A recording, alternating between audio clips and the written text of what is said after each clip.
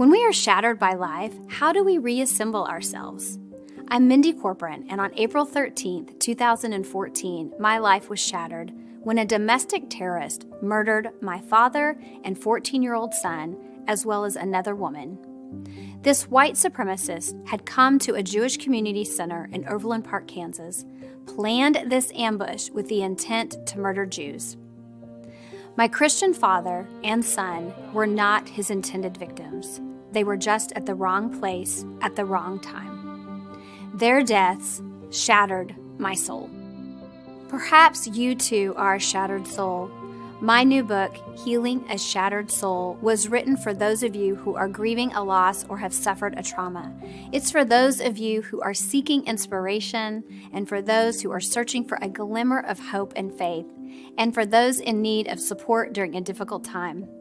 I'm sharing my story because I am a shattered soul, and I am now in the process of healing that shattered soul. My objective in life right now is to help other people heal, to make something good come from my dad and Reet's deaths. I am doing this because I believe God has asked me to do it. Grief and trauma are invisible. When we are experiencing grief and trauma, you cannot see it. You can't see anywhere on me that I have suffered greatly and that I still have grief, and that I have instances of anger, and sometimes I get very short-tempered. You cannot see that on me. You cannot see it on me like you can see a broken arm or a broken leg, or if I had a bandage on me. But just because you cannot see it does not mean that it is not there. Outlined in my chapters of my book are the story of how a shattered soul ached to find the glue it needed to piece myself and my family back together. As you read my book, you will find my journey heartbreaking, authentic, thought-provoking, and most of all, I hope you find it inspirational. My faith in God and humanity concretely paved my path to healing. My work with interfaith groups of Christians, Muslims, and Jews, and all other faiths has restored my belief in the goodness of humankind. I got a lot of help along the way as I've been grieving. People have held my hand as I have walked this journey, and that's what I want to do for you. Together we can shine a light on peace. Together we are better. I'm Mindy Corporon, and I'd love for you to join me on this journey, healing a shattered soul.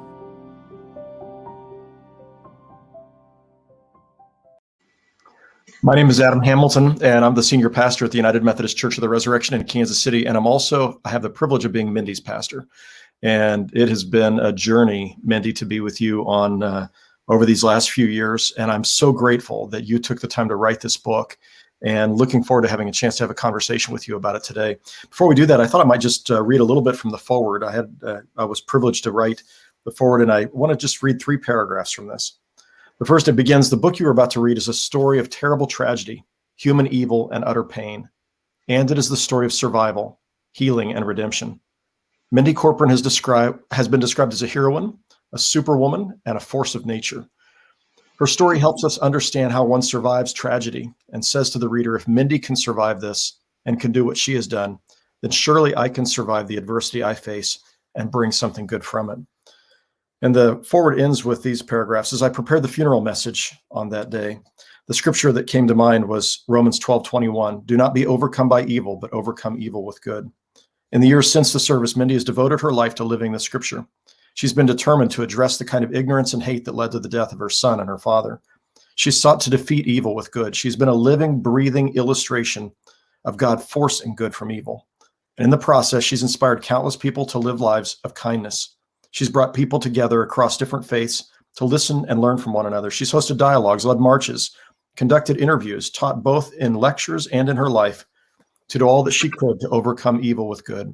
And she inspires me by her faith and her work. I consider it a privilege to be one of her pastors. And Mindy, I mean that with all my heart. I look at you, and you are an illustration and an example of so many scriptural principles in how you have lived your life since this time. So I'm excited to have a chance to have a conversation with you today. Thank you. Well, thank you for your time. I know how important and precious time is for all of us, and for you. You have a lot going on in your life and represent so many people well. So thank you so much for taking the time for this. Wow, I'm thrilled. Well, I want to begin. We're just going to jump right in. So I'd like for you to talk about your faith before April 13th, 2014. So In the book, you do a wonderful job of talking about your faith background. Tell the folks who are watching and listening to this, what was your faith like before this? So I was raised in a Christian home, and my grandparents on both sides, my dad's parents, and my mother's parents were both of the Christian faith, and we grew up going to church. So anytime I visited my grandparents, we went to church, and then in my own household, we went to church. So it was very common, and I was also part of youth group. So in my childhood, I was brought up going to church and learning all the Bible verses as best as I could, which I talk about that I don't memorize them very well at all. But several years before all the tragedy happened, and I say several years, about the time that Reet was born, I re-engaged with church. So during college, I pulled away. I didn't attend church. I didn't feel God much. I didn't feel faithful. A dear friend of mine had been killed in a car accident when I was in high school, and that was very detrimental to me. So I'd been back and forth on whether I thought God was with me or not with me. But when Reet was born, I think when we have children, and if we have a faith, that we get drawn back to that for the benefit of our children. And I had been drawn back to that. And we were attending the Church of the Resurrection, and as a family of 4 with Reet and with Lucas. And Reet was in confirmation the year ahead of time. He'd been in confirmation as a 13-year-old. I felt very called to be at church often. And if I weren't in church, on a given Sunday, I felt uncomfortable and like I had missed something. So I was very close. I was starting to feel closer to God than I think I ever had before. And it was an interesting feeling. And I remember a time when I stopped the car and cried because I didn't understand why I had this overwhelming feeling and closeness with God. And I thought that maybe I was going to get cancer, but I knew that something was brewing, and God was just saying, I'm here with you, but I didn't understand why. And then when the shooting happened, I heard God speak to me. And then after you and I talked, it was just so powerful to realize that God has been with me my whole life. Yes, absolutely. Your faith has matured and changed. I mean, it's really developed a lot as a result of everything that you've walked through. And that's one of the beautiful things in the book, is you sort of help us see, a sort of simple faith and one, in fact, that you found at a certain point didn't work anymore. And you mentioned just now your friend who died when you were a teenager, and the response of the pastor. And this is, I think, important for us to talk about. So why don't you say just a little bit more about the death of your friend and the pastor's response, and then how that impacted you, and maybe how that's changed, your views of that have changed. Do you remember what I'm talking about? Yes. Oh, yes. Yes. Kyle's story has been with me since it happened. And he was killed in a car accident, and I was 16 when it happened. And it was such a vulnerable time in a teenager's life. There's so many vulnerable times in our lives, but as a teenager, you just don't know what life holds for you, and you don't understand how fragile life is at the time. And so he died, and the next day the sun came up, and I was so angry. I was angry that the world kept going on. My world was dark, and it's so dark, and the world kept going on. And I went on for several weeks past the funeral, helping the family. I was a very close family friend. I was either at their house, or his sister Lynn was at my house, and my brother was at their house, and we were very intertwined with their family. And I did ask our pastor. It was an interim pastor. He was an interim pastor at the Presbyterian Church, the Cumberland Presbyterian Church in Marlow. And I remember where I was standing in the church. And I remember when I leaned in to ask him the question, and I remember he said back to me, I said, why is Kyle dead? Why is he gone? And why did this happen? And he said, it's God's will. And I didn't have any rebuttal. I didn't know what to say back to him. I just walked away from that. And I was very hurt by the fact that he had just told me, and I believed him the way that he said it. I heard him say that, somehow that was God's plan, that God can figure out when people are to die. And so I struggled with that very much for a long time. And that is the crux of how I then finished high school and went into college without finding the God that I know now. Yeah. Well, it's interesting when you told me that story, and then when I reread it again in the book, when I was 17, I guess I was 18, my two best friends were killed. And so it was the same journey, and I came from a church where I was taught everything happens for a reason. It must be the will of God. And the assumption was that, God has this plan and God intended for whatever to happen. Now, it was always a little confusing because sometimes they said, but maybe the devil made it happen. So which was it God or the devil? And you never could quite figure that out. But I found myself thinking, if God killed my two friends, like, what kind of God is that? And everybody asked the same question, why? And some of my friends were like, well, they must have had sin in their lives, or God needed another angel in heaven, or he loved them so much he wanted them in heaven. And it's like, none of that made very much sense to me. And I was in much the same place you are, my freshman year in college, trying to figure out, do I even believe in this God who killed my friends, or is there another answer out there? And ultimately you came to a different conclusion than that when it came to the will of God. Yes, and it took years, and it really was after I had Reet, and I divorced Reet's father, Gary, and Reet and I were living alone in Overland Park, alone, the two of us, and I was now a single parent. And I had several really interesting kind of epiphanies with him, and realizing I was in a new walk of life that I had never expected to be in. And I went to the Presbyterian Church in Stanley, and I attended it was the Mother's Day weekend, and I attended with him and took him into the nursery and went to Mother's Day Sunday, and I cried through the whole thing, and my heart just broke open. So just being a mother, and then God just found me again, and I also found God at the same time, and I realized that He had always been there, but I just either wasn't open enough or I wasn't feeling it. And I know that I hear people will say to me, they don't feel what I feel. They don't understand how I can hear God or I can feel it. And I really don't know how to explain to them to find it, other than to believe, other than to, when you start feeling an uncomfortable feeling, allow it maybe to process, because it is a strange feeling to have that spirit flow through you. I felt it on numerous occasions now, and I know what it feels like, and it's not typical. And maybe people do feel the Holy Spirit and they don't understand that that's what they're feeling, that flow through into your body. But that's what it felt like to me. And it causes me to go to tears every time. It causes tears, and a very emotional reaction. And I cried through the church service that day, and I thought, okay, I've found God again. Right. Well, and it is interesting. Different people experience God in different ways.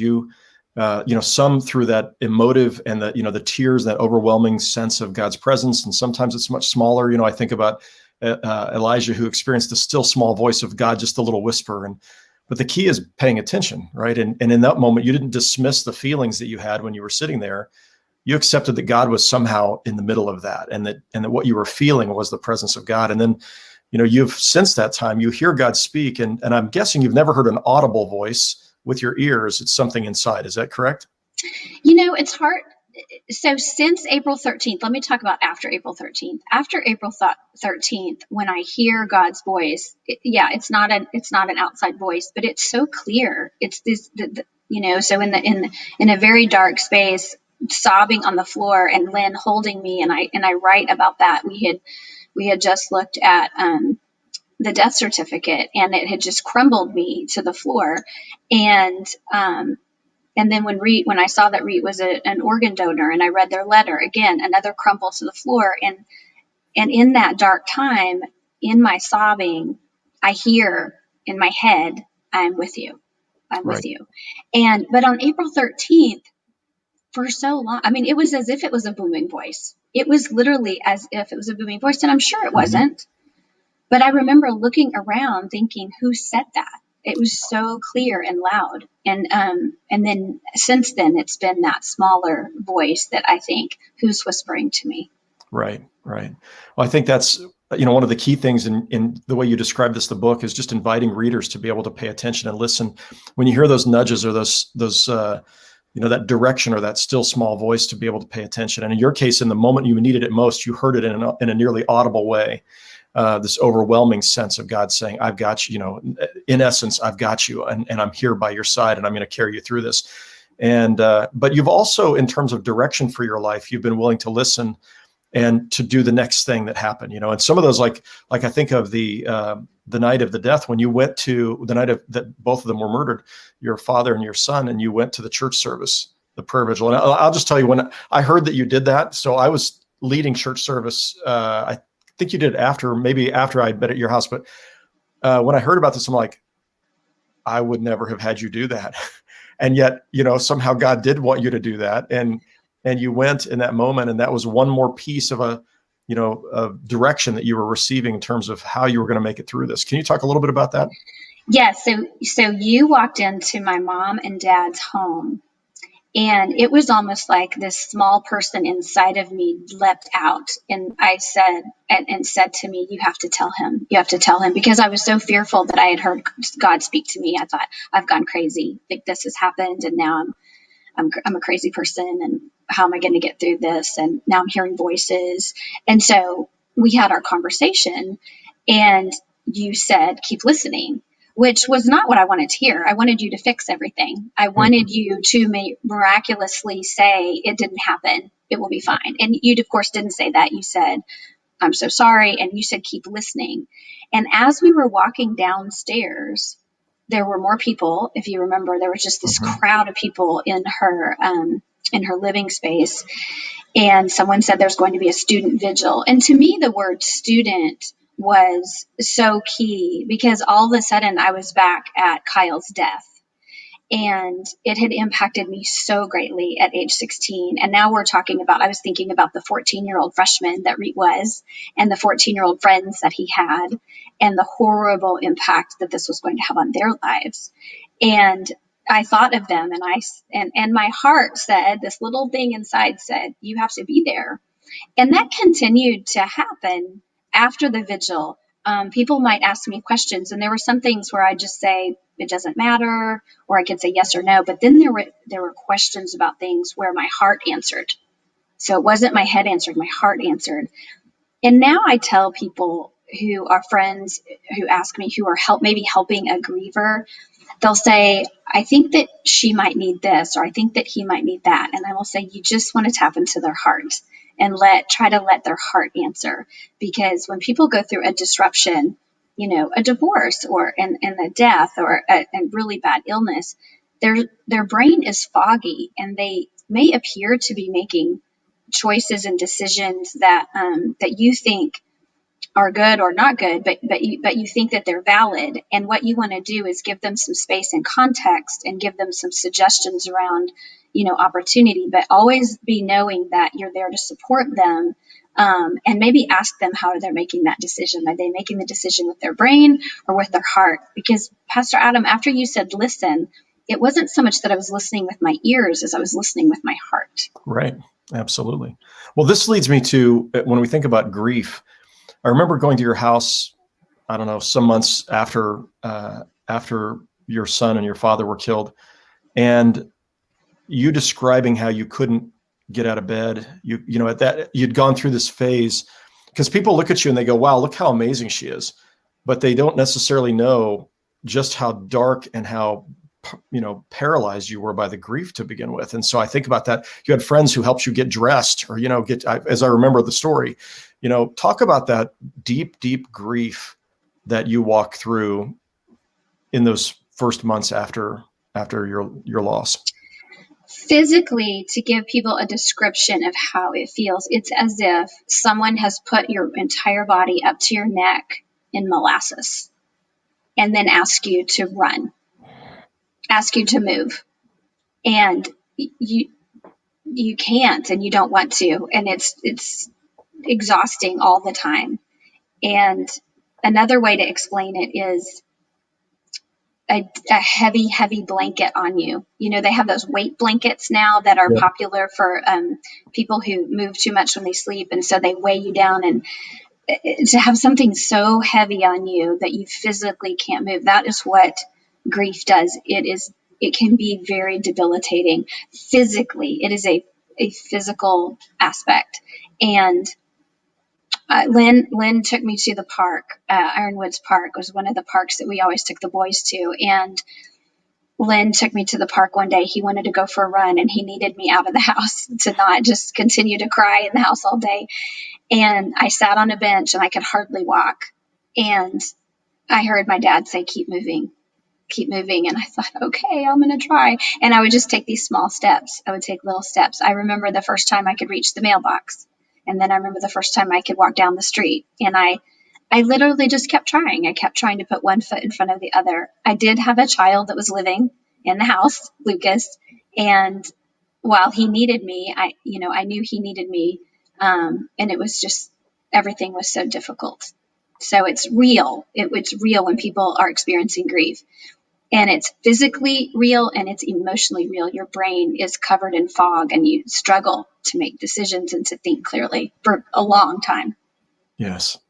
And your grief was, I think it's so hard for people to imagine. We can imagine, and even then it's hard to imagine losing a child. That's like the worst possible grief that when I'm with people who have experienced loss. But you losing your father and your son at the same time is a grief that virtually nobody can really wrap their minds around. When you're talking to people who are fresh in grief, like Saturday I ran into a man at Home Depot, and he'd lost his wife and many years, and he started crying as we were standing there in Home Depot, and just that intense grief. What do you say to them? The people who are like fresh into grief. What is your word to them? I'm probably more honest than people expect, but I do start with, I'm sorry that this happened. And I will say to them, it is a long journey and it is not linear in any way. And you're going to have ups and downs, and it's going to be difficult. It depends on where they are. If so, this man is really new in grief. I would say find one or two things that you can do for yourself that you would be doing because of her, like because of his spouse. So I would eat strawberry rhubarb pie and remember Reet. Mm-hmm. And I would, I know some people don't like liver and onions, but my dad did. And so I would eat liver because my dad loved liver, or I would eat sauerkraut and sausage because my dad loves sauerkraut, or mincemeat pie. I mean, I purposely wrote down things that they loved and liked. Sweet tea. And I had sweet tea today for lunch. And so when the woman said at lunch today, do you want regular tea or sweet tea? I thought of Reet. And I was like, I want sweet tea. And so think about things that you would enjoy with them or that they would enjoy, and do them on behalf of them. And you may cry through the whole thing for months, but keep doing them and they become very pleasurable. And but I'm honest. I say it's going to be hard. It's going to be a long, hard journey, and you want a lot of people around you. One other thing I would say is, be quick to say yes. When people offer help, say yes, please. Just say yes and open your door and allow people to come in and help. That's good. That is a really good word, because we're trained to say no and to not presume upon anyone. And yet both on your side, there's blessings there, but it also somehow helps those other people too in the midst of that. They want to express some way of empathizing with you, but they feel helpless to know what to do. The one thing they can do is mow your yard, or they can bring food over, or they could get makeup, or take you to the, whatever. I mean, they can walk your dog. They can walk your dog. They can do your laundry. Just let them fold your underwear. It's okay. Everybody has panties. It's okay. Let them do your laundry. Let them cook your food. Let them, drive your child to school. And people did that. People drove Lucas to school. So really just say yes. And I didn't want to go to the park that day. And I said yes to Lynn. And I didn't want to go to our friend's house for dinner. But Adam, let me tell you this. I write about Dom and Donna, Dom DeChico and Donna and their family. And I didn't want to go to dinner to their house. And Lynn said, we need to go. We need to get out of the house. And so Lynn, Lucas, and I all went to their house. And I'll just be real brief on this. But Dom had told us that he was making steaks. For whatever reason, he was very specific about what he was making for dinner. Maybe he thought because I liked steak, so maybe I would show up. And we got there, and he hadn't made a steak at all. He had made this smorgasbord of food that was pretty eclectic. But everything he made would have been Reet's favorite. And he had no idea what Reet would have liked. And I said, Dom, what happened to the steak? And he made a veal piccata, and he had roasted asparagus, and he had a side of mushrooms. It was just Reet loved that. And when we sat down at the table, Lucas looked at the table and said, "Did you make all of this food because of Reed's?" Because Lucas knew those were Reed's favorites.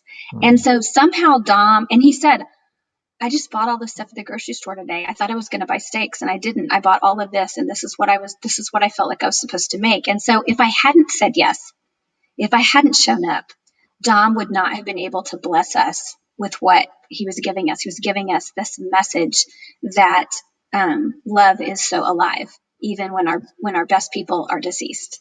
Yeah, that is a beautiful story, and it points back to, you speak about the Holy Spirit in the book and how God's Spirit works. And I want to pause here for just a second to go back to, you have a chapter on, was this the will of God? And I think it's the chapter where you're talking about your friend's death. But I want to just say this: when we, the folks who think everything that happens must be the will of God, when you read the Bible, what you find is most of the stuff that happens in the Bible, God clearly said was not his will, and yet people did it anyway. And we can't look at the hate. God gives us the freedom to make beautiful decisions or horrible decisions. We have the capacity to love relentlessly and selflessly, or to hate people and to cultivate hate in our lives. And so, unfortunately, the world that we live in, as much as we wish it wasn't, is a world where people can make choices that have terrible consequences on other people, which is why we have wars and inhumanity and mass shootings and things like happened to your family and to Terry Lamano. And so, none of that we look at as God's will. And so God doesn't stop all that stuff from happening as much as we wish God would. Instead, what God does is he works in the middle of all of that. And in the dirt, and I picture God grieving over so much of what we do. In fact, you see that in Genesis chapter 6, that God was grieved over human violence.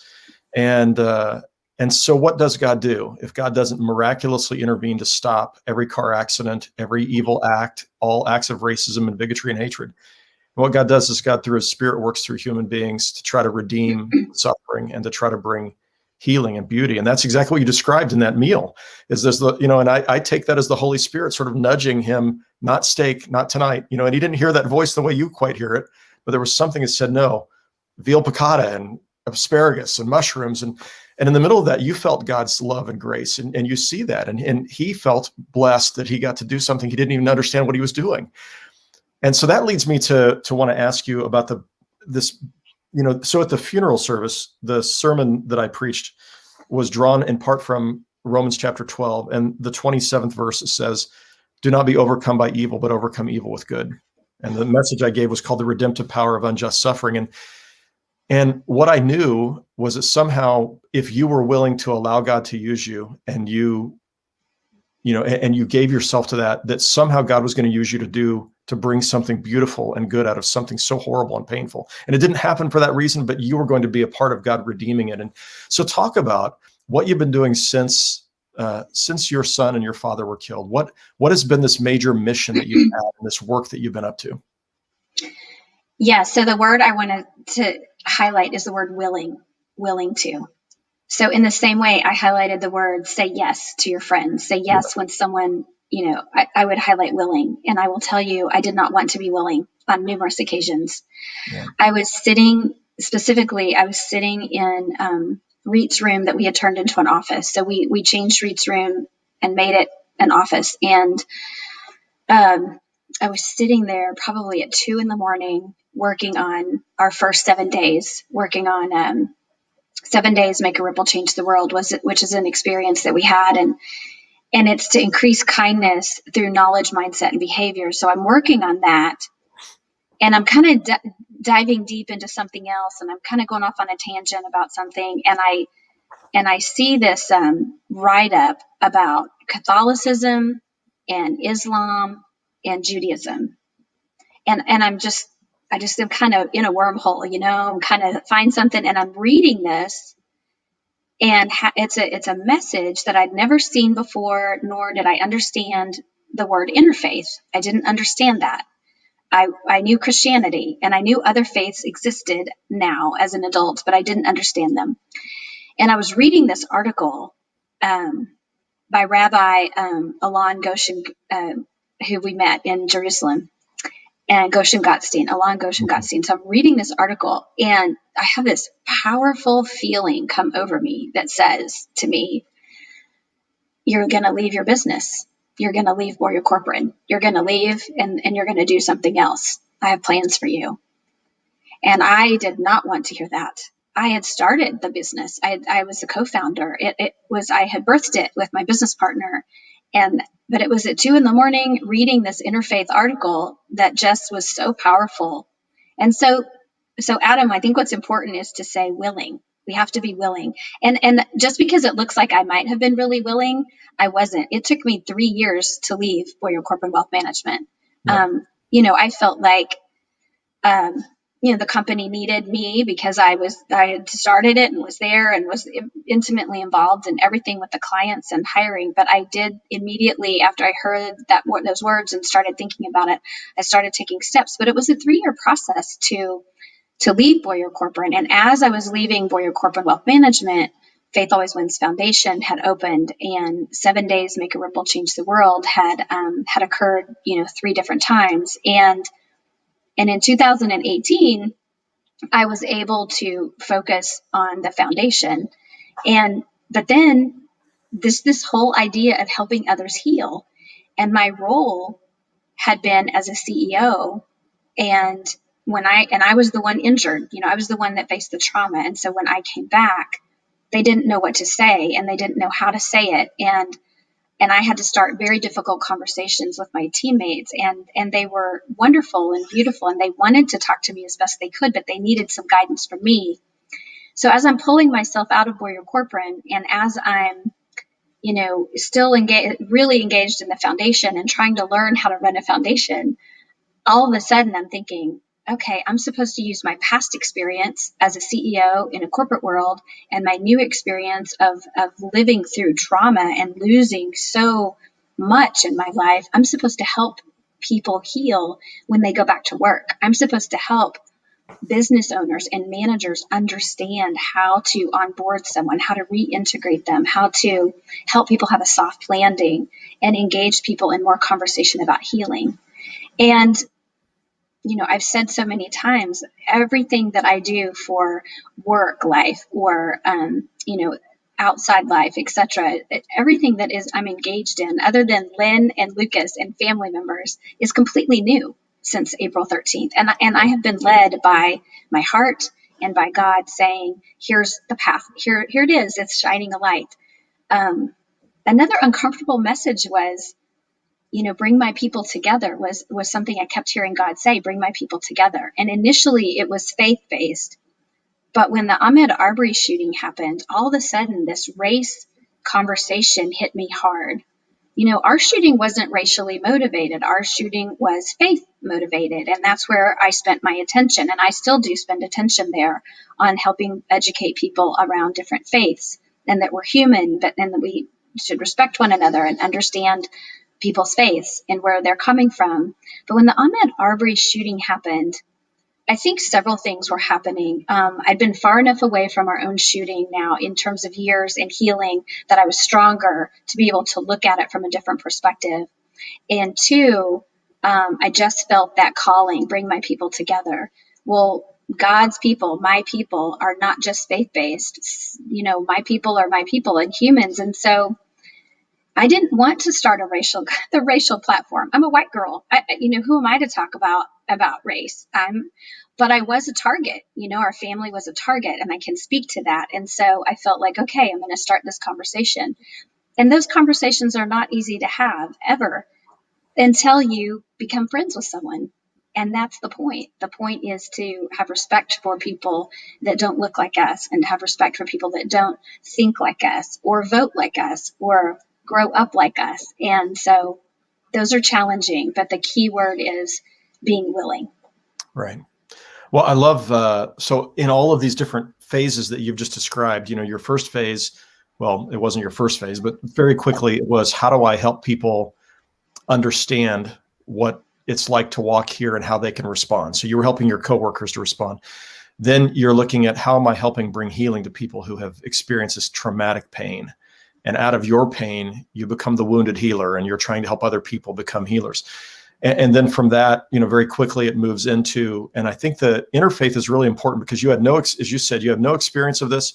You don't know what you don't know. You honestly confess in the book your ignorance about all of these other faiths. And what you had was your pain and your story that people were willing to listen to and were willing to engage as a result of that. And what you knew was there was somebody out there who had taken the life of your father and son and Terry, and it was about, it was ignorance, and it was the othering of the Jewish people. And in the case of that individual, a narrative that he told himself, a story he told himself for years about hate and how, whites had been oppressed by Jews and all of these kind of, lies. And what you said was, okay, I don't even know if you consciously did this. It was more like the Holy Spirit and your subconscious, but it was like, if we're going to not have these things happen, it has to be because people are going to get to know people of different faiths. They're going to actually hear their story. They're going to listen to them. They're going to see them as human beings. So you help people humanize one another. And I just think it was remarkable because you had no training to do this. And as you're talking about this, I'm like, only God and Mindy could pull this off. But it was beautiful. It's been beautiful to see. And I remember when a Muslim woman in our community reached out to me and talked to me about the shooting at a mosque in Kansas City. And I contacted you and to put you two together to see, because they wanted you to be there, and I don't think they told you they were going to have you speak, but no. Tell that story. Oh my gosh. So you introduced me to Minaj Shabir, and I like to tell people that it took me several months to understand how to say the word Minaj correctly. And Shabir, Minaj Shabir. And she likes that when I say that. I'm like, Minaj, it took me a while to figure out how to say your name. So it's as simple as that too. I mean, I don't want to digress so much, but when you meet someone like Minaj or Sunaina Damala, and you're trying to learn someone's name, or someone introduces themselves and it's a different dialect and it's a different culture, different country. It's okay. I have said, can you please spell that for me? I'm trying to visualize it. And that helps me. Or I say, can you say that phonetically? Because I don't know. And so I don't know what I don't know. And so I just ask with curiosity. So I just wanted to mention that about names. And so you introduced me to Minaj, and she called me on the phone and we chatted, and she said they want Reed Underwood's mom to be there. And, you're your kid's dad, that's just your favorite thing, or maybe Papa by your granddaughter, right? So Stella calls you Papa, I think. Yep. And so that's like your favorite title. And so my favorite title is Lucas's mom, or Reed's mom. And she said, Reed Underwood's mom has been requested to be present. And she didn't even know that they wanted me to speak. And so what happened is my mom and my brother went with me, and I learned to cover. I learned to do a head cover. So I had a headscarf, and my mom had a scarf, and I wore slacks. I didn't understand that we would be taking off our shoes. That was new and uncomfortable, to take off our shoes when we got there. And I tell this kind of interesting, silly story where I felt stupid often walking into these situations, is that we just kind of threw our shoes down in this space. And it's not always like that in every mosque, but this is where it was. So we put our shoes down. And I remember thinking, how am I going to find my shoes when I'm leaving? They're going to be in this pile. And and then when we did leave, I'm like, oh my gosh, you're so silly and stupid. Don't worry about your shoes. So we walked in, and this beautiful woman with her head covered and just her beautiful face, she had her scarf on and her face was just beaming. And she said, are you Mindy Corporon? And I remember thinking to myself, yeah, I'm the only, white person in here who looks like they don't know what's going on. And my mom and brother were with me, and we were like lost. We looked like lost sheep. And we felt uncomfortable, yet we wanted to be there to represent Reed Underwood's family. And she said, do you know when you speak? And I mean, the color just had to have drained out of my face, because I said, excuse me. And then I looked down at the sheet of paper, and there was my name in print. And I started sweating. I found a chair. I Googled. I'd already Googled. I'd already asked Minaj some questions just to get there, just to be present. And then while I was busy Googling, Minaj did appear. Minaj showed up, and we met face to face. And she admitted she did not know that they had planned on me speaking. And she said, oh, you'll do fine. And it was uncomfortable. And but Adam, I did what I had started learning to do. I just said the Lord's Prayer. I just took some deep breaths, and I said the Lord's Prayer. And I said to God, okay, well, you know what you want me to say. You know what you want me to do. So I'm just going to get out of the way and walk up there. And I didn't have any notes, so there was no reason to have to look at notes. I just got up there with the microphone. But the best thing was that I asked Manaz, do you believe in heaven? I didn't know if they believed in heaven. And I said, do you believe in heaven? And she said, yes, we believe in heaven. And I said, well, do you think that Abdus Samad is in heaven? Yes. She said he would be in heaven. And I said, okay, I can talk about heaven. I know about heaven because Dad and Reed are there, and I feel heaven all the time. And so I felt very comfortable then talking about that topic. And so I stayed in my lane, and that's what I spoke on. That's good. And for people who don't know, you might just describe what had happened to this young man. I'm sorry, I didn't do that. A few nights ahead of that, he had left prayers. He was leading prayers for a youth group. And so there were several youth there. I want to say maybe about 9 to 12 youth leaving their mosque. And 2 of the youth that were walking out with him were his sister and his brother. So we had family members walking out with him. And a car tried to run them over, all of them. And he kind of jumped in front of it, and he got run over by the car. And then the car backed over him again. And so it hit him and then ran over him again. And he died from his legs being severed. And it was all in front of these students, his brother and his sister. And it's horrific. It's horrific. And I remember you telling me a little bit, and then Manaz giving me more information, and just the pain that people start feeling from hearing a story so tragic as that. And if you haven't lost a child, you can't imagine that there is a deeper pain when it's your child. There is a deeper pain that you don't realize you have the capacity to feel. And I feel that when I tell a story or hear a story about a child. I know everyone is someone's child, but specifically about a student losing their life to hate in that way. And so those students that were living and helping to plan the vigil wanted Reed Underwood's mom to be at their vigil. And what a blessing that was. And that was an opportunity for me to say yes, even though I was embarrassed and didn't know what I was getting into. I tried to do my best to be respectful and be there for that family. And in that moment, you shared a common human tragedy. I mean, you'd experienced the tragedy, they'd experienced this tragedy. And I just think it was a beautiful thing. And one of the things I'd want to say to those who are listening is often when it comes to interfaith, so some Christians have been trained, like, if you're going to talk with somebody who's of another religion, you're going to try to convert them. Like my job, and because I don't know how to convert them, I don't really want to talk, and I'm uncomfortable because I don't know really what's going on. But part of what you've learned is the thing is, these are human beings, children of God and human beings. And what you're doing is just befriending people. You're not trying to convert them. You're not trying to,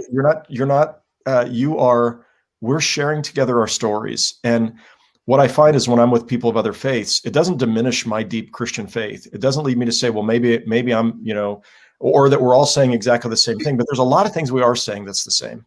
And there are a lot of places we share a humanity. And when we can see another person as a human being and a child of God, and we can listen and we can love them and empathize with them, that goes a long way to breaking down walls and barriers. And in that moment, you were this white Christian woman from the suburbs who had shown up.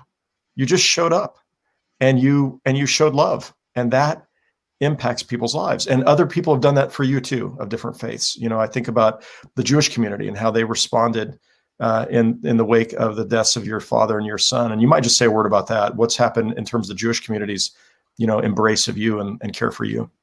Absolutely. Yes. So I knew Jewish people at the time that Dad and Reed were murdered, and Terry, at the time they were murdered, I knew Jewish people. And some of these people that I knew were clients and friends. They were clients and then friends, and a few of them were friends and then clients. And so I knew them, and I knew a little bit about them, but I had never delved into their faith. I knew that they were Jewish. I knew to be respectful of their holidays. Rosh Hashanah, Yom Kippur, those were things that as a business owner and because they were clients, I was conscientious and I would put them on my calendar, but I didn't put them on my calendar out of a faith perspective. I put them on my calendar out of they're a client and I want to be respectful. And so I didn't dive into their faith prior to that, other than one time, a dear friend, Kay, she was leaving, and I think I said, Merry, wasn't sure what to say. I didn't want to say Merry Christmas, but it was the holiday, and it was their Rosh Hashanah, and I think I said like Merry Rosh Hashanah, and she started laughing, and she said, "You can say Merry Christmas," and I said, "I can't. I don't mean to be disrespectful." And that was just this brief encounter we had in the hallway when she was leaving our office, and it was just so nice of her. Again, I just put my foot in my mouth and I was like, and she was okay. She rescued me and I allowed her to rescue me. But they embraced us so much, Adam, that I thought maybe I was supposed to be Jewish. Yeah. And I really like Judaism. I like that there are tasks to do to get to heaven per se. There are tasks to do, to check the box. I like to check the box. I like to make a list of things to get accomplished, and I like to check the box. And so in Judaism, there are specific things written in Leviticus that they're to do, and they're to leave the world in a better place, and they're to do good for others, and they follow the golden rule. It's not just believing. It's not just believing that Christ died. It's not just believing in the virgin birth. It's something that you can physically do. And I remember when Irv Robinson was telling me, he was a friend, a client, a board member of Faith Always Wins and Jewish, and he helped name the foundation Faith Always Wins, a Jewish man. I thought about Love Wins, and then he mentioned how important my faith was. And so we named the foundation Faith Always Wins based on a conversation with a Jewish man, Irv. And I asked him about Jesus, and after we had this pretty in-depth conversation, and I had a conversation with Rabbi Nematoff, I thought maybe I'm supposed to be Jewish. Maybe God's telling me I should be Jewish. And so I really delved into Judaism, and I went to their services and looked into their services. But then at the same time I was getting deeper into Judaism, that was when you and Manaz got hold of me about this Muslim boy. And all of a sudden, while I'm considering Judaism, God introduces Islam to me. And I'm confused. I'm like, why am I learning about Islam now? I'm confused. And so then I realized, they can all be known about at the same time. They can all be known about, they can all be understood. I can learn more about them. And I have learned much more about my own Christianity and my own faith by understanding the Jewish faith. And yes, so the Jewish community embraced our family to a huge extent, and from food to help on our foundation board to the memorial. There's a memorial at the Jewish community campus for Terry, Dad, and Reed. There's this beautiful Ripple memorial at the Jewish community campus right outside the White Theater. So many people in the Jewish community did embrace us, and that's what we should do as humans, is we should embrace one another no matter our faith. Right. We can disagree about things. We can find we can focus on the things we share in common, which is what you've managed to do. And we recognize the call to love one another. And that is true regardless of our faith background or where we're coming from. I tell folks, when it comes to learning about other religions, I became a better Christian by studying Islam. And I became a better Christian by studying Judaism. And I'm a better Christian because Rabbi Art Nematoff and I are good friends. We're taking vacation together, our families, this summer. And he will say, I'm a better Jew because you're my friend, Adam. And so there's something about that interaction with other people, but it's also part of what breaks down the walls that lead to hate. You can't hear another story, look them in the eyes, come to know them as a human being, and continue to hate them. I mean, I guess it's possible to do that, but generally it has an impact. It's an inoculation against hate when you come to know other people. And that's, I think, part of what you've tried to do in all of your 7 days gatherings every year. You're trying to help people understand other people and to see the world through their eyes. You want to say any more about what you do with those 7-day, experiences? I think of the one we just had a few weeks ago. Right. So 7 days increases kindness through mindset, knowledge, and behavior. And mindset is just understanding what's available. And the knowledge is education, being educated about somebody that's different from you or a faith that's different. And then behavior, how are you going to behave differently? And so we work to implement that in all of our themes. And our themes are love, discover, others, connect, you, go and onward. And each of those themes have an experience around them. And the specific experience that we engaged in just on April 22nd was with you and Rabbi Art Nematoff and Dr. Iseldine Abulaish, who, and myself, who, and Haley from KMBC, I better not forget Haley Harrison. And we engaged in dialogue about Islam, Christianity, and Judaism all on the same platform, on the same stage. And, his story is just enormous. And, someone else who you've met that we introduced to our community was Jacqueline Mirkatete. And she is the first person that I met who had a significantly more tragic story than our own. Yeah. Her entire family was butchered, and that is the word she uses. She chooses to use the word. They were butchered, they were massacred in the Rwandan genocide. And we met them early in our journey. We met them in October of 2014. So we were still reeling from the new life that we were leading without my dad and Reed. And now we meet Jacqueline Mirkatete, and she was being honored by the ADL of Washington, D.C., the Anti-Defamation League of Washington, D.C., for a second time for all of her work that she does surrounding genocide. And what I heard from her has always stuck with me. And maybe this is probably part of how I frame what I do in my platform, is that if we are silent, this is why I'm willing when God asks me. Because if we are silent and don't speak out about something, then something bad could continue to fester. So what happened in Rwanda was it happened to be their government, and they had propaganda calling the Tutsis, horrible names and demeaning them and making them appear to not be human. They called them names and they made them to appear not to be human. And that is how neighbor turned against neighbor. So you talked about just a minute ago, the importance of being neighborly and the importance of loving one another. And that is also clear and needed. But if we are fed a message and we're fed it enough and someone doesn't rattle us a little bit and say, let me give you a kind message or a love message or something that can shake you out of that hate message, we can go down a dark path. And so it's so important to be around people that are not all like-minded, to be around people from different backgrounds and different cultures. I appreciate so much Sunaina Damala being in my life. And unfortunately, she's in my life because her husband, Srinivas, was murdered in a hate crime in Olathe.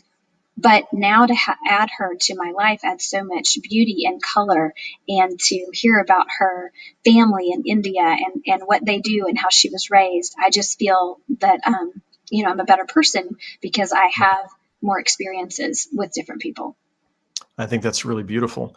And one of the things I'd say, just to reiterate to people who are watching this, because again, a lot of Christians think that it's, how do I have conversations or relationships with people of other faiths if I'm not trying to convert them? And it's not that,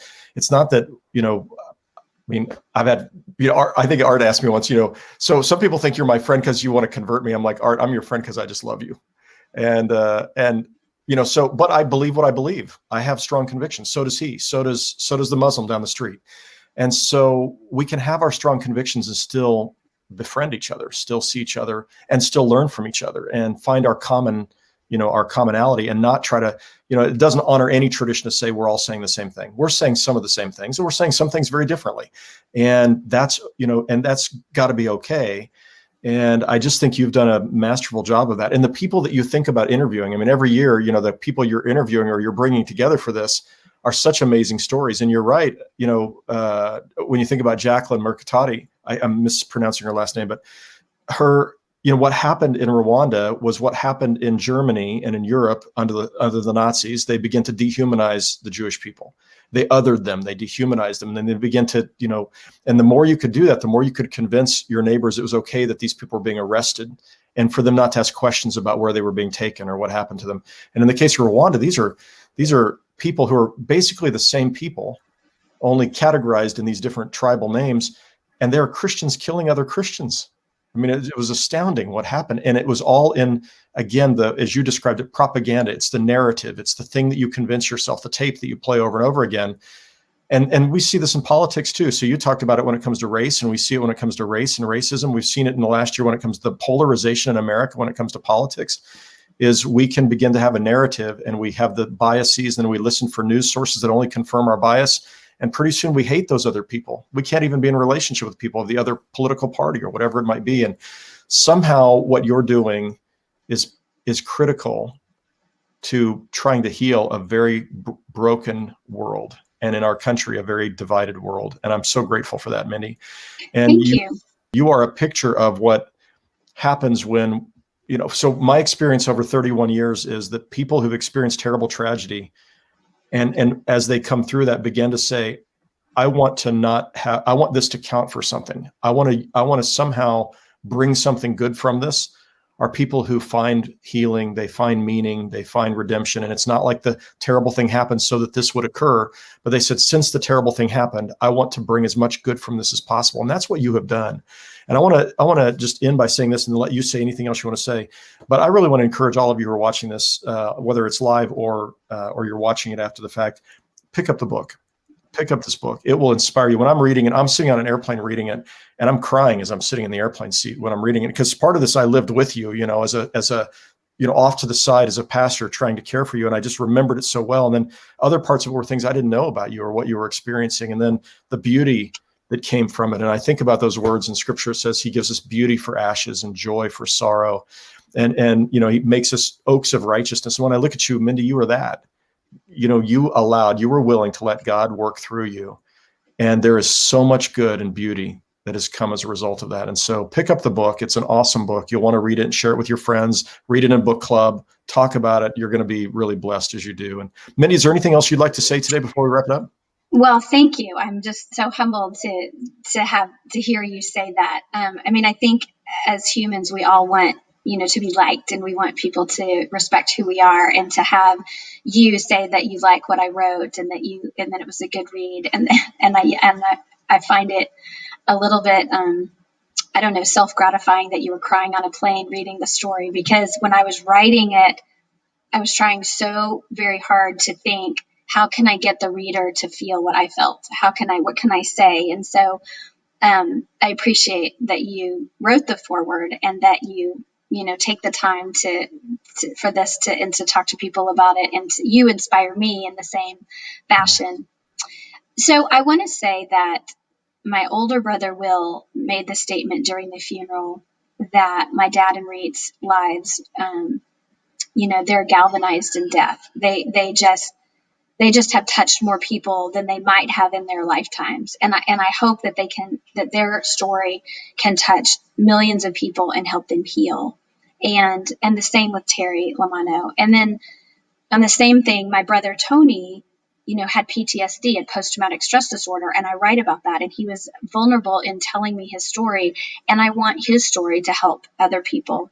We are better off together as humans. And that doesn't mean that I like everybody I meet. There are people that I don't click with. There are people that don't click with me, for whatever reason. That's totally fine. But when you find your people, be willing to find more people even after you found some people.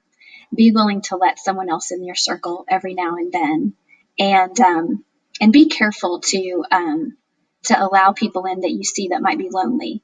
And offer them a cup of coffee, or offer them time for lunch, or offer them a 30-minute Zoom call. So be aware who might be touching your heart and saying, I need to hear from you. And I think that helps us all stay connected. I absolutely want to thank Front Edge Publishing, because they have been amazing and walked alongside me since September. And it's been really bittersweet. Today is the launch of the book. Today, I am an official published author. Today is the book's birthday of Healing a Shattered Soul. And the publisher they did say, you want to make it big and you want to celebrate. And it's been very difficult to celebrate. I'm going to be really honest. It's been difficult to celebrate it. I am grateful. I am thankful, but I would give it away. I would give it away if I could have a do-over of April 13th. And I know people know that, but it's just real. And so when you consider friends that you know and they've lost someone that is close to them, even though they can find joy, which is wonderful, I know I can find joy, they also still have pain, and just have some respect for that. Yes, absolutely.